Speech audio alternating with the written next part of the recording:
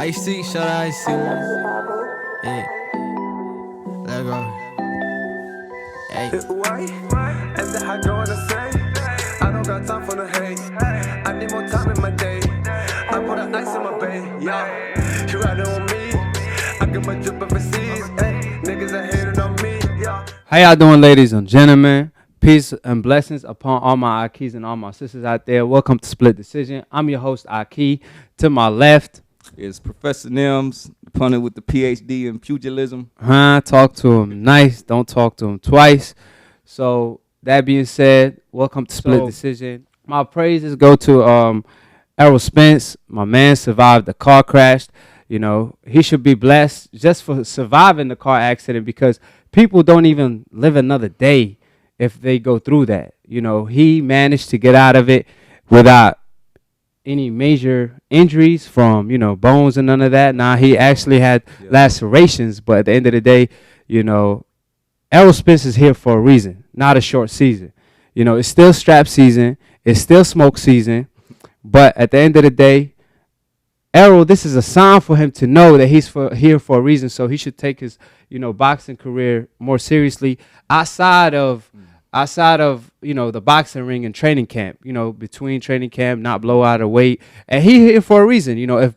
Errol Spence is a big puzzle of the boxing game. You know what I mean? So we need Errol Spence in the boxing game because he's an action-packed fighter. He does it with skill. Normally a one-sided fight will be boring. However, when Errol Spence fights, it don't matter if it's one-sided or not, because he throws combinations. He beats you at your own game. He outboxes the boxer and outballs the brawler. That being said, it will hurt if something happened to Errol Spence, especially me and all the boxing fans. So I'm glad he did it. Now there's positive news that, nothing happened to him, and he's going to come back stronger than ever. It's just lacerations. Now, do you think that's going to affect his next fight, if it's with Danny Garcia or anybody?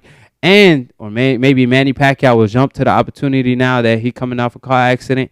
And what you think about the whole situation in general? Because Errol is blessed, and, he should be glad that nothing happened to him, because the car, I don't know if you've seen the footage, it was flipping multiple times. The man didn't have a seatbelt, man. And he came out of this, without a scratch. So what's up? So, first of all, I just want to say that I'm happy that he's doing well. He's a father, probably a brother, like a son, all those things before he's a boxer. Yeah. I think so. We want to make sure that he has a family that is expecting him to support them and be there for him. So, in that first sense, I'm glad that he's okay. I did see there's some video of the crash. The car flipped in the video probably like 2 or 3 times. Yeah. And it was horrific. They said he was thrown out of the car. Yeah, ejected. I'm not sure if it's true or not, but yeah. So he's lucky to be alive. He's lucky to not have seen to be any kind of serious damage to him. He's got some lacerations. I think that his boxing career is just gonna go fine. I think maybe a couple of months out, just to kind of get his head straight. The vulture's gonna come start circling now. So you think like a Manny or Danny Garcia fight is still possible for early next year, like January maybe? Danny is very possible. Manny, not January though. Can Errol Spence still come back that soon after suffering an injury like this? Because he didn't suffer no life-threatening injuries. However, at the end of the day, I'm pretty sure it's gonna affect him some way, somehow. He got cuts all over, just from bruises and stuff like that. So do you think that's gonna affect his comeback? So it's mid-October, November, December, January. No, so I don't think January, but I think in the springtime he could definitely get the Danny Garcia fight. Maybe March or April, or he might just wait till May 5th to May season, try to make it a little, they're going to be like the return of Errol Spence, right? Yeah. And that if Errol Spence wasn't big enough, he definitely getting bigger, and he's a star on his way to becoming a superstar. And boxing just couldn't afford to lose an Errol Spence. Not at this time. Nah, man. I mean, we have a lot of great boxers and a lot of great fighters, but Errol Spence was a big missing puzzle that we needed, and he definitely here, you know. And like I said, he's a perfect example inside and outside of the ring. He carried himself well. He's a perfect example, and he good for his family. Like I said, he's a perfect role model, and the man could fight. You know what I'm saying? I was surprised by your statement. You said something about this is an opportunity for him to kind of get some things right about his life outside of the ring. Well, I heard that he been, you know, AB, that's my guy. But at the end of the day, you know, I do want Errol to stay focused. Now, you know, some people throwing out rumors out there on my videos when I made the videos about Errol Spence's car accident. Oh, he was drunk, this and that. Now, I'm not saying that he was or wasn't, and I don't care if he was or wasn't. But I'm just saying, you know, stay focused outside of the ring, because this is not his fault. You know, when fame come to you, ask Mike Tyson. You know, things happen. You know, you hanging out with rappers. Your favorite rapper you listening to, now you see him right in front of you. You know, he your homeboy. Yeah. So that does affect you. So it's harder to stay focused. You know, so I'm saying he just need to stay focused, because blessings gonna come his way, and a lot of distractions gonna come his way. So he gotta find his way and still have that tunnel vision like Floyd Mayweather had. You know, Floyd, what kept him undefeated for 20 years, 2 decades, not just his skill, but whatever he always preaches, hard work and dedication, for a reason. I mean, Floyd goes to the club, run back to his crib like a couple miles. So I'm saying he need to have that dedication outside of the ring, because we see him blowing out in weight. He even stated, I'm going to stop blowing out in weight between fights after the Porter fight, right? We seen Terrence Crawford, on the other hand, I never seen a man blown out of weight. I mean, the man always in shape, and that's his rival. He's a different body type. And he got a different body type, but I'm saying he's still, I heard that Terrence Crawford always in the gym no matter what. And sometimes, you know, sometimes hard work beat talent when talent doesn't work as hard. Yeah, so I'm just saying, you don't want a person to beat you just because, you know, they working harder than you on their off season than you do. You know what I'm saying? So I'm saying, but let's also give him the benefit of the doubt. One, I was want to say he's never missed weight. He's always been disciplined. This is not a case of Adrian Broner or people's like early signs. So we want to give him credit where credit is due. Yeah. I think he is one of the model athletes out there, which is why he can translate into a superstar. Yeah, he keeps it professional at all times. Yeah, and people gonna write stuff. Yeah. Now, like I said, I'm not saying I don't believe that the rumors that he probably was drunk, that's why he was flipping.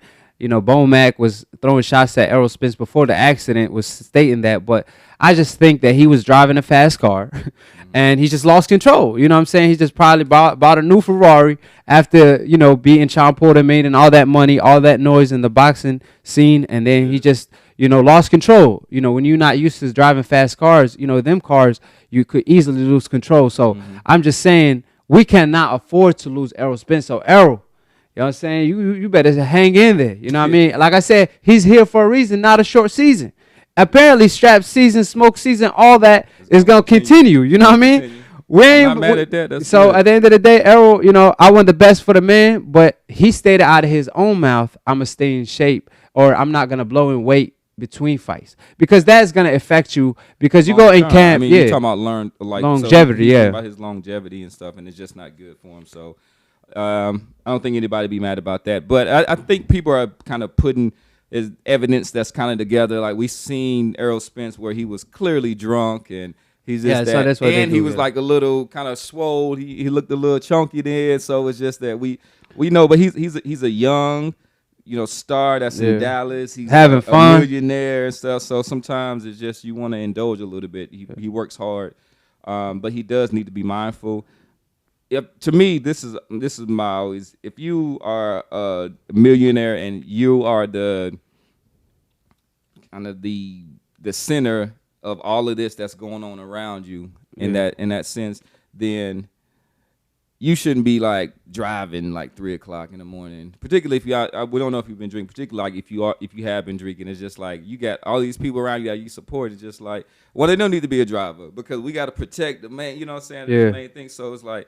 So being smart in situations like that is just that kind of like little thing. So, but it's a fast car, you know, drive it fast, but Do it like 2 o'clock in the day when it's up like that. Driving fast when it's 3 o'clock in the morning. I think at that point it don't matter if it's 2 o'clock in the morning or at night because if you lose control, you lose control. Yeah, that's what I'm saying. But like 2 o'clock in the day, what I'm saying is just like 2 o'clock in the day, and you take a fast car out into the mountains or whatever. Just you most likely you haven't drunk anything at that time. It's 2 o'clock in the day.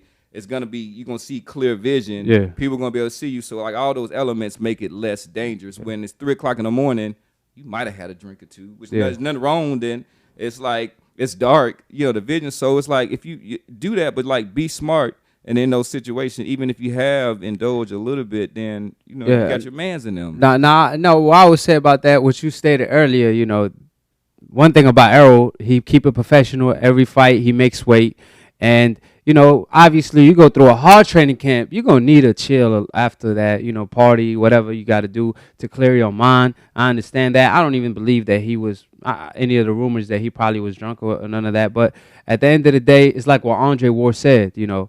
There's no way an athlete that smokes hookah and drinks is going to get the best of me because I know I keep a professional. And like I said, Ward had the talent and he had the dedication. Yeah. Just like Floyd. And I believe Errol Spence has the talent and the dedication. He just has to stop the little bad habits here and there in between fights, like blowing in weight, maybe drinking on the side a little bit. Yeah, what I'm saying, get it out, but you don't even want to get into that. You don't, what I'm saying, don't even drink at the end of the day. You an athlete, live the life of an athlete. That being said, all my, prayers go to Errol Spence. I hope he will come back stronger than ever.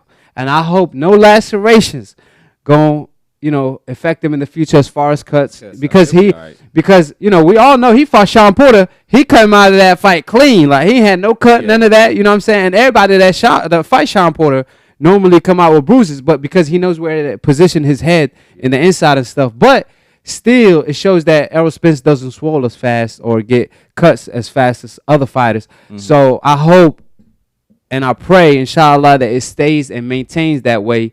And after the accident, he don't just get cuts out of nowhere, just out of jabs because of the accident. That being said, on to the next topic. Now, this segment called Settle the Score. We got to settle the score, baby. What's up, Professor Nin? Okay, these not my questions. These the fans' questions. Oh, yeah. So you in the hot seat, Professor Nin. I'm not. You know what I'm saying? Some people was on your side. Cool over here. You know what I'm saying? Some people was on your side, but most people was on the Aki side. You know what I'm saying? They ripping my game. So did you count it up or you just? No. I'm being honest. Really? You know what I'm saying? I like facts. I don't want like. No. It's facts. Yeah. I say 90% to 10%. But if you count the Pactars, you probably win. I was trying to make a point. If somebody said that Floyd ducked somebody, these are the arguments that you can make, and I set that out there. Now, with that said, but they're not true. Well, listen. With that said, facts matter. Oscar De La Hoya's the Sugar Shane Mosley, didn't want to right? fight him. They was all the management was keeping Oscar De La Hoya away from him. Exactly. So you out here saying Floyd Mayweather didn't fight these guys. You blaming it on Floyd. Two examples. I was just saying throughout his whole career. I'm saying I can make an argument that he did not go after these fights. You trying to make the argument, but I'm countering it with facts. See, you gotta call a spade a spade. I know, but hold on. You can't be around the bush because you gotta call a spade a spade. You out here, what's this show called? Split decision. Split decision. That's but I think I just knocked you out. Hey, throw in the white towel. Hey, gonna come with props. Your corner, throw in the white towel. Hey, your corner saved you. I can't talk no more, man. Your corner saved you because facts matter at the end of the day. Let the people, they said I won last time. I think they're gonna agree with me this time as well. Let's go on. Do you want the towel in order to throw? Okay, because your corner. Now I'm saying your corner. Thank you for tuning in to Split Decision. Thank you to Professor Nim, for holding it down for the town of Raleigh. That being said, Professor Nim is a real life professor. He does this for real. You see him over there on the painting. It ain't no joke. We want all the smoke. That being said, you want to say anything to the fans and give them any updates? Yeah. Thanks for tuning in at this time. I think this is show number 4. So we've been doing it for 1 month now. I said as we started getting into this that we want to kind of evaluate ourselves after a 6-month period and stuff. So we got our first month in, and we appreciate all the comments, all the controversy, all your opinions. We welcome it all. And the support. Yeah, and the support. Definitely make sure that you do subscribe to Aki TV. And hashtag Professor Nim, hashtag Aki. Whoever you thought won the debate, every show, just drop Aki, drop Professor Nim name on the comment section and hashtag us to see who won the debate. And obviously do that after watching the show. You know what I'm saying? And if you Aki team, put Aki Nation. If you Professor Nim if you're on his name, put Professor Nim gang. You know what I'm saying? Rip your set. Thank y'all for tuning in. We're gonna be able to go live soon. Me and Professor Nim working on a thing or two where we're gonna have people call in. Y'all gonna be watching live, and we're gonna be debating live. We got to get them subscriptions up. We gotta y'all gotta subscribe. Y'all gotta share. Y'all gotta do all that. But at the end of the day, we got more things coming. We got bigger things coming, and we're gonna be hosting the show even after the fights right away. You know what I'm saying? So we're gonna be talking about the fight and many more. So stay tuned, subscribe. Don't just subscribe. Click on the notification bell to get notified every time we post, because there's a lot of content on YouTube, so you can't keep up just by subscription. So click on the notification bell, because if you're not subscribed to Aki TV, you definitely getting dumb about a minute if you're not subscribed to me, especially when it comes to boxing. However, if you is, you're getting smarter by the second. I see, shut I see. Yeah. Let go. Hey. And the high girl wanna say, I don't got time for the hate. I need more time in my day. I put an ice in my bay, yeah. You riding on me, I got my drip